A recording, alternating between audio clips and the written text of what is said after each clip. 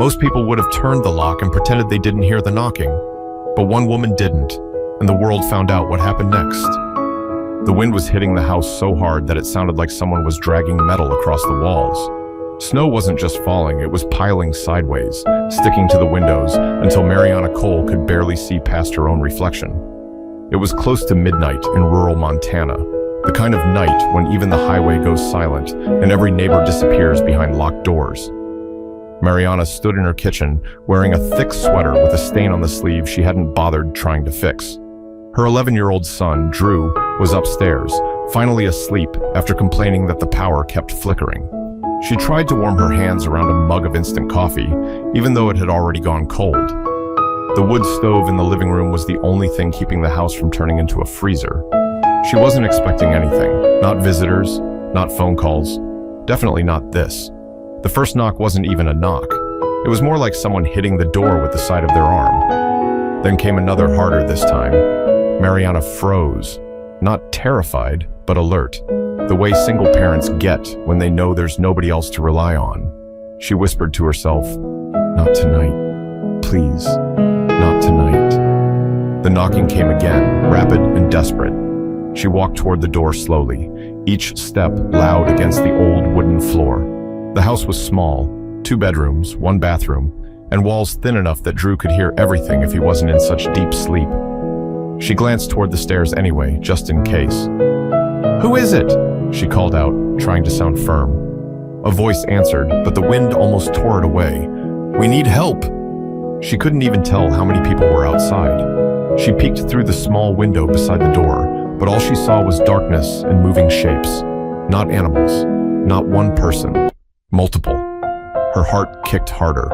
Another voice yelled, "Please, someone's gonna freeze out here." Mariana's first instinct wasn't kindness, it was fear. Not the dramatic kind, just the logical kind any woman living alone would feel when strangers show up in the middle of a storm. She reached for her phone, but the screen flashed a warning, no service. Of course. She kept the chain lock on and opened the door just an inch. The cold slapped her across the face, sending a burst of snow into the hallway. Standing outside were men, lots of them. Their jackets were covered in ice, and their beards held frozen breath. Some didn't even have gloves. Behind them, she could barely make out motorcycles tipped over in the snow, half buried like abandoned toys. A man closest to the door tried to smile, but his lips were shaking too hard. "Ma'am," he said, voice cracking, "we're not here for trouble. Our bikes slid out. The roads shut down. The gas station in town is locked up. We need heat before someone passes out." Mariana didn't respond right away. She looked at their faces, red, raw, exhausted. These weren't kids messing around. They weren't drunk. They were freezing. "How many of you?" she asked. 25, another man answered. She repeated it in her head. 25. Inside her house, with barely any food and a stove that needed constant feeding? "No," she almost said out loud. But then she noticed one of the men leaning against another, barely able to stand.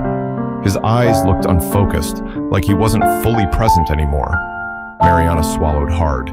She knew what hypothermia looked like. Years ago, Drew's father had worked search and rescue before leaving their lives behind. She remembered the symptoms because he talked about it more than he talked about anything else. She opened the door wider, just a little. "Don't touch anything. Don't go upstairs. You come in, you stay in the living room. Understood?" A few of them nodded fast, like they didn't want to risk losing the chance. The cold air rushed in as they stepped through the door one by one, boots dripping onto the floor. The house suddenly felt smaller than it ever had. Mariana's heart was beating so fast she could hear it in her ears. She didn't know these men. She didn't know what they wanted. All she knew was that they were desperate, and she had made a choice she couldn't take back. But she had no idea that letting them inside her home would change everything that came after. The heat from the wood stove didn't reach the doorway fast enough. As the men stepped inside, the living room filled with the smell of wet leather and cold air trapped in their clothes. Snow melted into puddles around their boots, and Mariana grabbed an old towel from the hall closet, tossing it onto the floor without saying anything else. The man who had spoken first pulled off his gloves, revealing red, swollen hands. "Thank you," he said, voice more steady now. "I'm Brent Lawson. We didn't mean to scare you." Mariana didn't shake his hand. She just pointed toward the living room. "Sit, all of you, and don't wake my son." Brent nodded and turned to the others. "You heard the lady. Keep it quiet." The group moved slowly, like they were afraid the floor might break under them. They settled near the stove, rubbing their hands together, breathing into their palms. One of the younger bikers, maybe mid-20s, winced as he tried to bend his fingers. Mariana noticed. "What's wrong with him?" she asked. Brent turned. "That's Cody. He was out longest trying to get the last bike upright. He can't feel his hands." Mariana walked over, keeping a safe distance. Cody's skin looked waxy, and his fingertips were turning pale. "You need to warm up slowly," she said. "Don't put them too close to the heat." Cody let out a shaky breath. "Yes, ma'am." Brent's eyebrows lifted slightly. "You know about this stuff?" "My son's dad used to work rescue," she replied. "I paid attention." There was a brief silence, not tense, just uncomfortable, like everyone was trying to pretend they weren't strangers, sitting in the same room at midnight. One of the men near the back cleared his throat. "We tried the motel in Livingston. Nobody answered. Power's down. We were gonna sleep outside if we had to."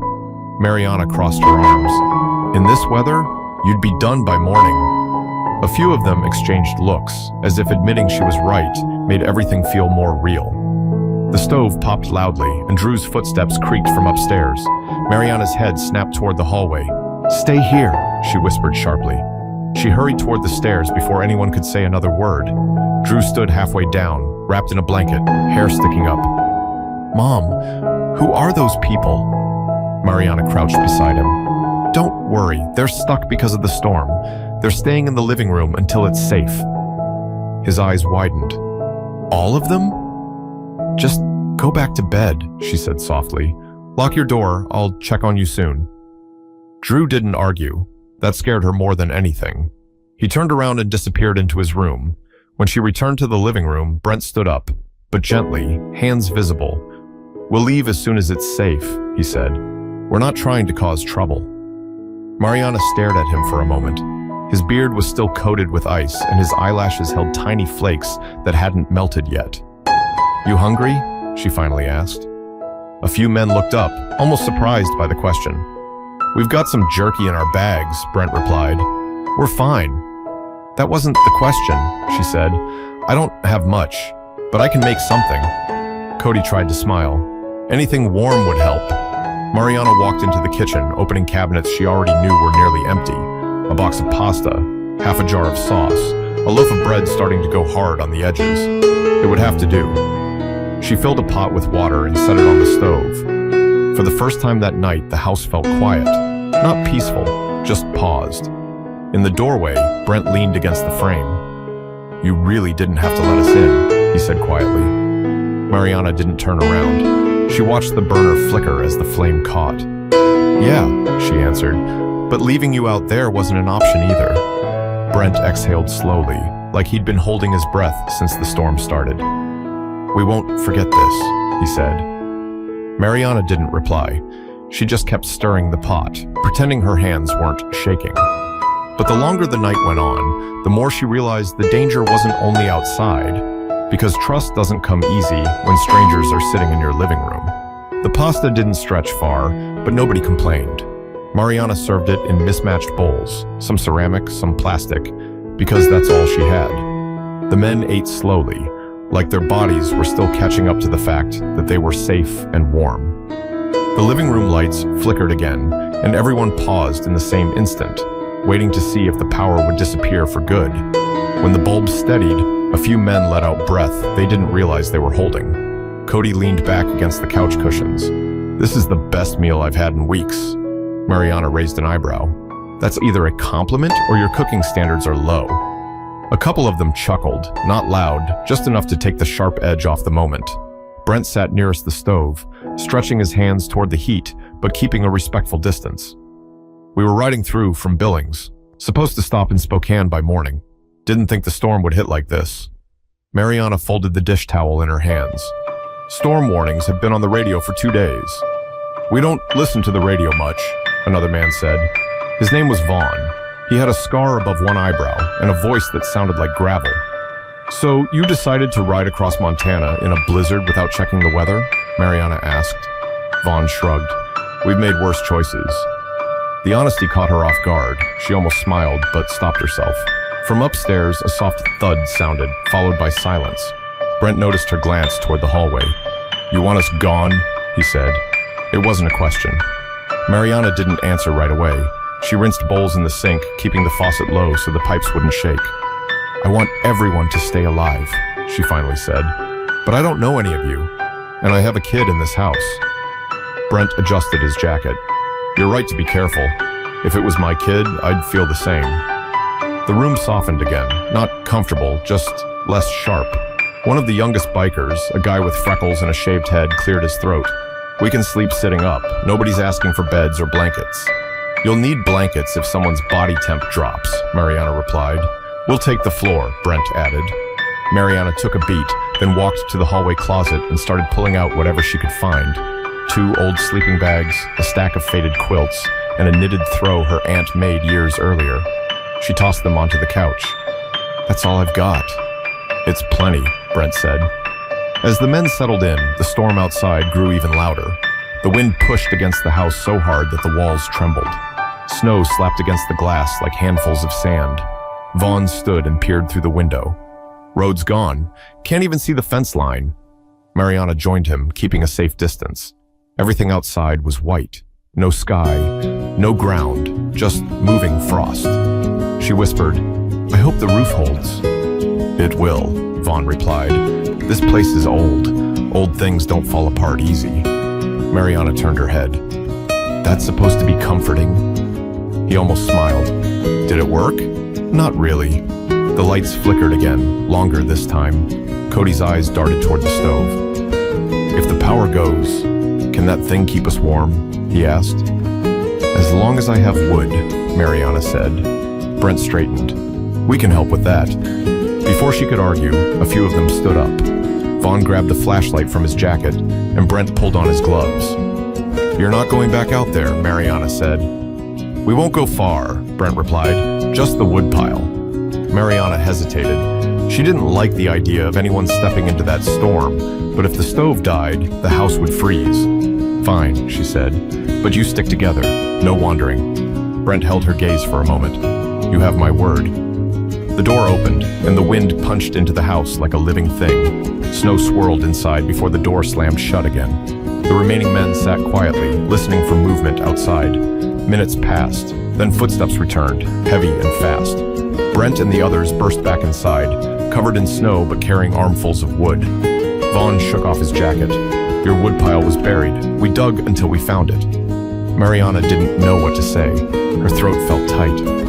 "Thank you," she finally whispered. Brent set the wood down near the stove. "We're not here to take anything from you." She met his eyes. "I hope that stays true." The storm raged through the night, but the house held firm, and so did the unspoken agreement between them. But as the hours stretched on, Mariana realized surviving the night was only the first problem. Because trust has a way of turning into something far more complicated when morning comes. By 3 a.m, most of the men had fallen asleep sitting upright, their heads resting against the backs of chairs or slumped forward with arms crossed. The wood stove crackled steadily, casting a warm orange glow across the room. Shadows stretched across the walls, making the space look smaller, tighter, almost like the house was breathing with them. Mariana sat at the edge of the kitchen table, too alert to sleep. Every sound pulled her attention. The shifting of boots on the floor, the stove popping, the wind battering the siding. She kept her eyes on the living room, watching strangers sleep under blankets that once belonged to her son. Brent was still awake. He sat near the stove, elbows resting on his knees, staring into the flames like he was trying to replay the last 12 hours and make sense of how they got here. "You don't sleep much, do you?" he asked quietly. Mariana didn't move. "Not when my house is full of people I don't know." Brent gave a slow nod. "Fair enough."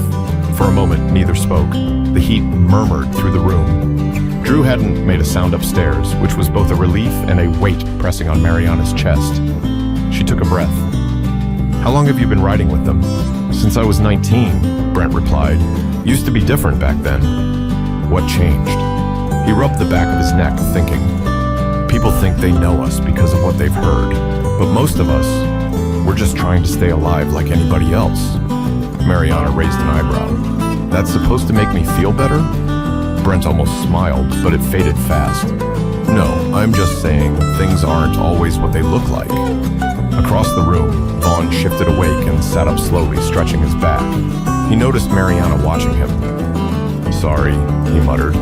Didn't mean to doze off. You're fine, she said. Just try not to snore. Cody, half asleep on the rug, mumbled. Too late for that. A few quiet laughs slipped through the room before settling again. Brent leaned back against the wall. You live out here alone with your boy? Mariana hesitated.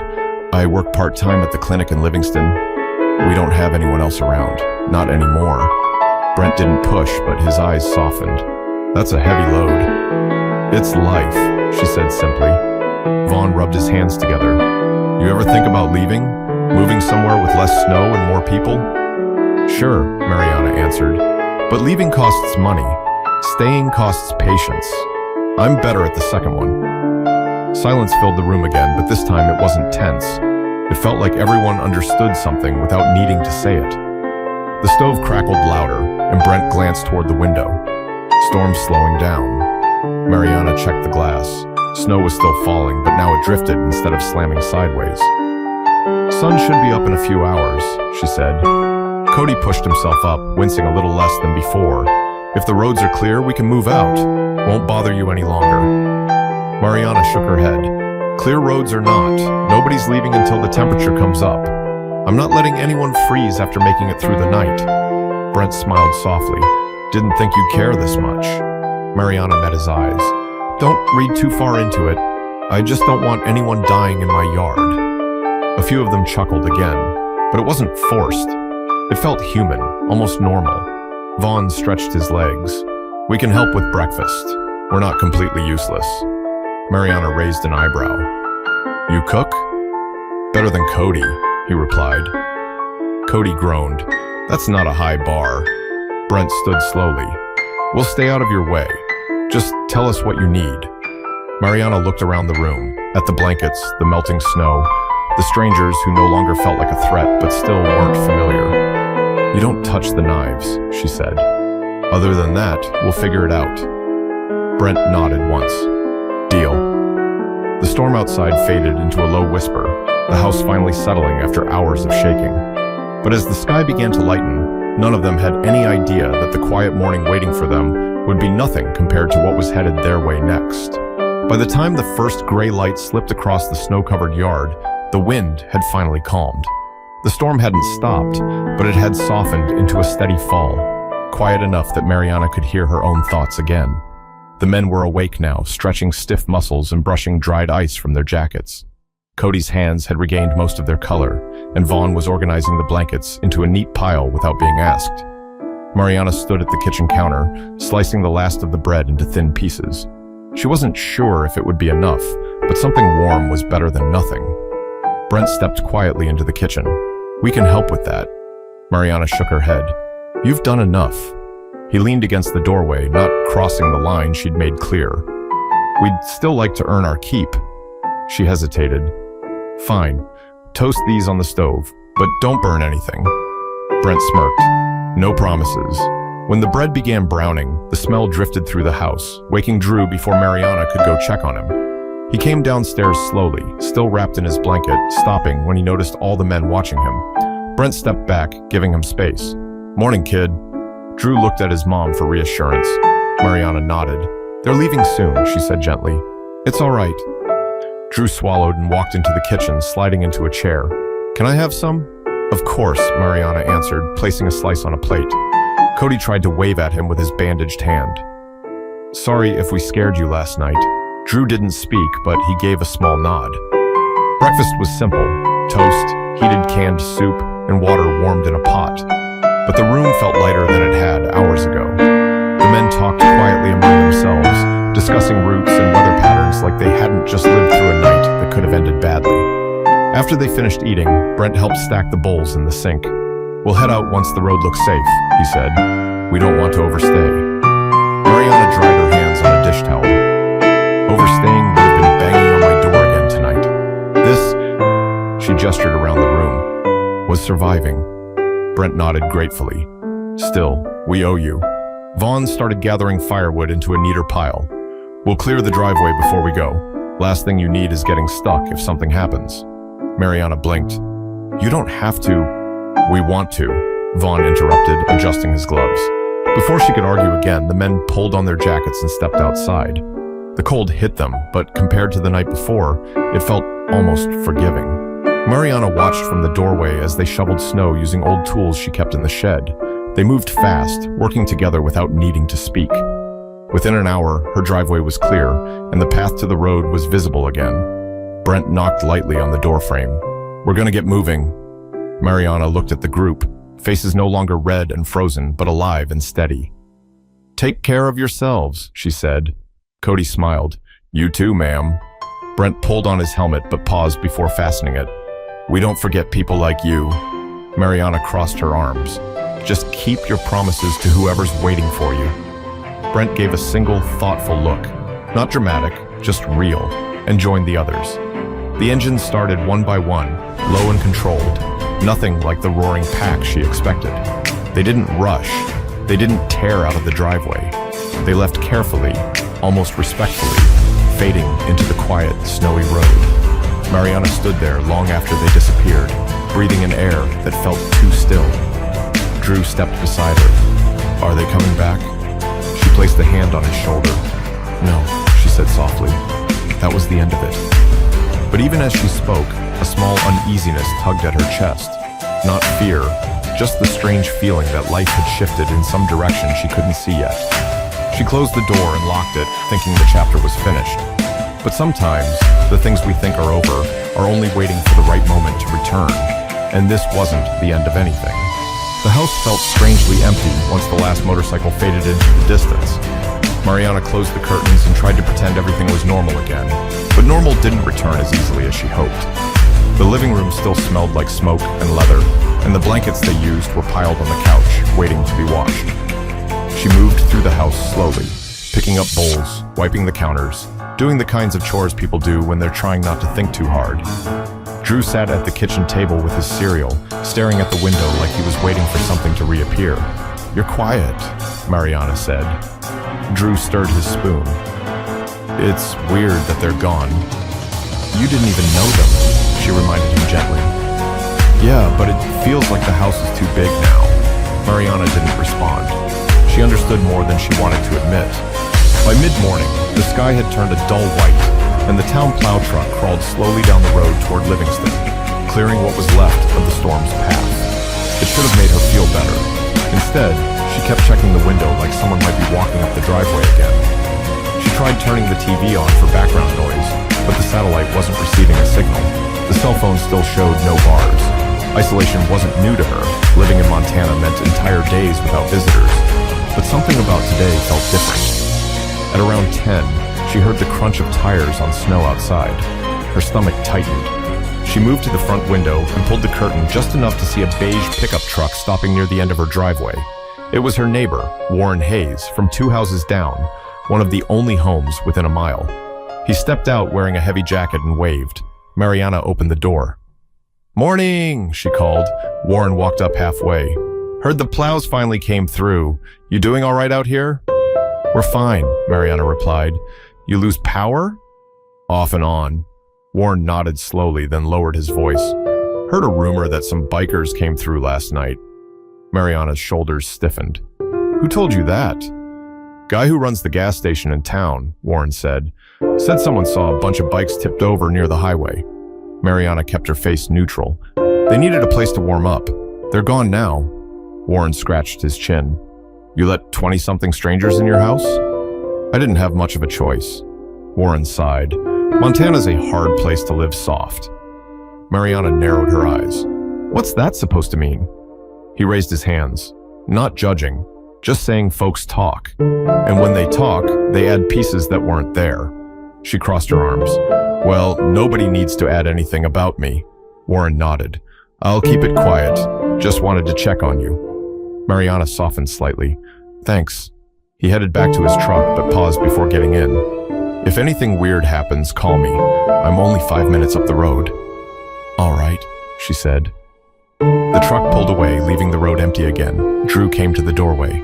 "Mom, why would people talk about us?" Mariana closed the door gently. "Because people like stories more than truth." Drew frowned. "Are we in trouble?" "No," she said firmly. "We helped, that's all." He nodded, but his eyes didn't relax.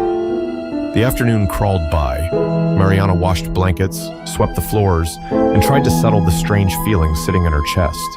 The house was quiet, too quiet, and the silence felt like it was waiting for something. At around 4, Drew was upstairs doing homework when Mariana stepped outside to shake out a rug.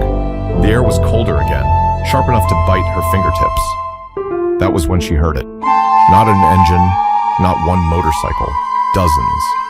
The sound was distant at first, low, steady, and growing.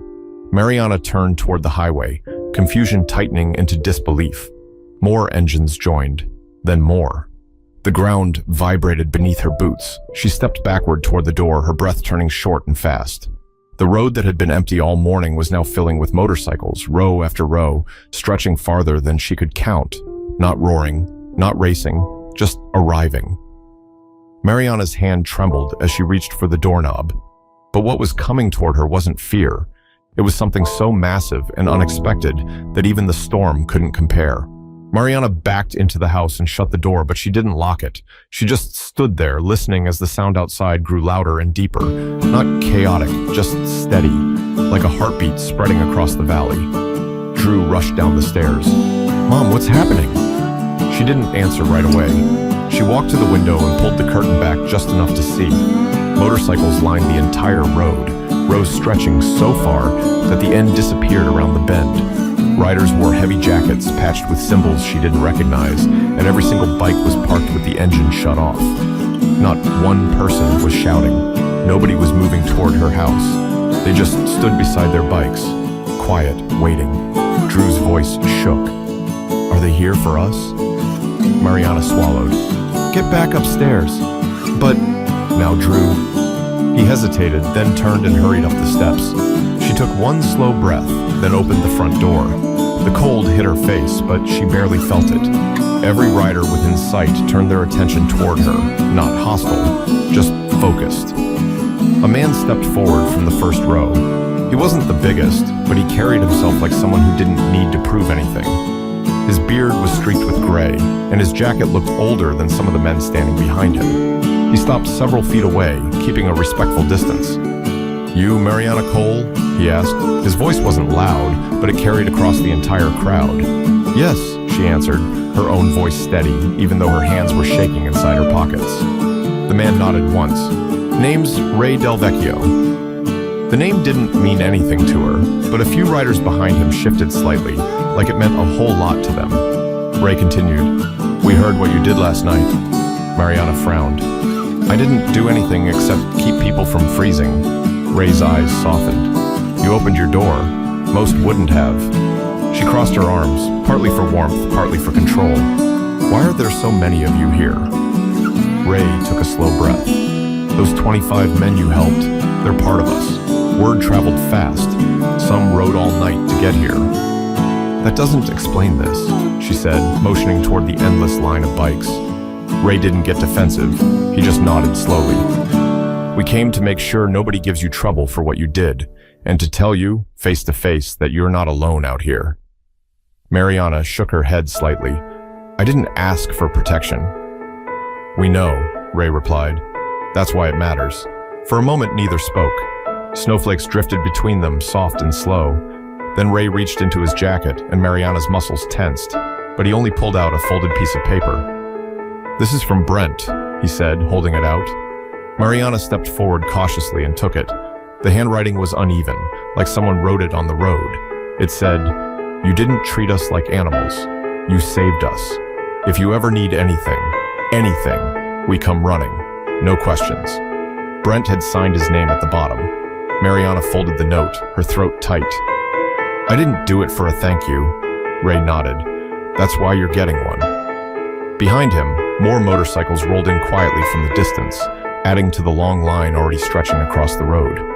It wasn't loud. It wasn't wild. It was something else entirely. Organized. Intentional. Ray stepped back a few feet. We'll be gone soon. We're not here to crowd you or scare your kid. Just needed you to know you're seen. Mariana didn't know what to say. The wind tugged at her coat, and she pulled it tighter. Ray gave a small nod. One more thing. She waited. You ever need help, whether it's a broken fence or something bigger, you call the number in that note. Someone will answer. Doesn't matter what time it is. Mariana stared at him. Why would strangers do that? Ray's expression didn't change. Because you didn't treat us like strangers. He turned and walked back toward his bike. As he did, every rider followed his lead, mounting their motorcycles without a single signal spoken aloud. Engines started, not roaring, but steady, rolling away in long, organized rows. Drew appeared at the window upstairs, watching with wide eyes as the road slowly emptied. Within minutes, the crowd was gone, leaving only silence and tire tracks cutting through the snow. Mariana stood alone on the porch, the note still in her hand, unsure whether to feel relieved or overwhelmed. But what she didn't realize yet was that their visit wasn't the real ending. It was only the beginning of how her small act would ripple through lives far beyond her own. Mariana closed the door slowly, like shutting it too fast might erase everything that just happened. The house was quiet again. No engines, no voices, no strangers breathing warmth into the walls. Drew came downstairs, stepping softly as if the floor might make noise it shouldn't. Are they really gone? He asked. Mariana held up the folded note. Yeah, they're gone. Drew stared at it. What did it say? She handed it to him without speaking. Drew read it silently, then looked up with a confused kind of seriousness only kids have. They want to help us? Mariana gave a half shrug. Looks that way. He studied her face. Are you scared? She took a moment before answering. I don't know what I am. Drew sat beside her. I'm not scared, he said, though his voice wasn't fully confident. She placed an arm around his shoulders. You don't have to pretend. They sat in silence for a few seconds, just listening to the house settle. The wood stove crackled softly, and the leftover warmth wrapped around them like a blanket that didn't quite reach the edges. Later that afternoon, Mariana stood outside, sweeping the front steps. The air felt different. Not lighter, not heavier, just changed. The snow on the road was marked with hundreds of tire tracks, lines crisscrossing like someone had drawn paths without considering where they led. Warren's pickup appeared again, slowing to a stop at the end of the driveway. He rolled down his window. You all right? He called. Mariana leaned on the broom. Why does everyone keep asking me that? Because nobody's ever seen what happened today, he said. Not out here. She didn't argue. Warren stepped out of the truck and walked up a few feet. You need anything? We're fine. He nodded, but didn't move yet. My wife was talking about bringing you a casserole later, not because of the bikers, because the storm wiped out half the pantry. Mariana blinked. She doesn't need to do that. She wants to, he replied. Let people be decent sometimes. Mariana didn't say yes. She didn't say no either. Warren gave a small wave and walked back to his truck. Inside, Drew was sitting at the kitchen table, sketching something on notebook paper. When Mariana stepped in, he turned the page around. It was a drawing of motorcycles, dozens of them, lined up along a road. In the center was a small house, with smoke coming from the chimney. I wanted to remember, he said quietly. Mariana brushed her thumb across the corner of the page. It won't always feel this big. It already doesn't, Drew said. Last night felt bigger. She smiled a little. Yeah, it did. They spent the evening doing normal things. Laundry, dinner, homework, dishes. But even simple tasks felt slightly off balance, like the house was still adjusting to being itself again. As the sky turned dark, Mariana stepped onto the porch one more time. The cold pressed against her coat, but she didn't move right away. She looked out at the road, now empty except for the fading tracks that would be gone by morning. She thought about Brent, about the frost in his beard, and the gratitude in his voice. She thought about Ray, speaking calmly while hundreds waited behind him. She thought about every moment she could have closed the door, every instinct that told her not to trust a single person standing in the snow. She whispered to the air, "Why me?" There was no answer, just the wind brushing past her. Later that night, after Drew was asleep, Mariana sat at the kitchen table with the note unfolded in front of her. She traced the writing with her finger, not the words, but the pressure behind them. Someone had written this inside a moving vehicle, maybe half frozen, maybe exhausted, but certain. She looked at the phone sitting beside her. Still no service. It didn't matter. Something inside her had shifted. Not like a dramatic revelation, just a quiet understanding she couldn't ignore. She hadn't saved anyone because she was fearless. She wasn't fearless at all. She had been terrified the entire night.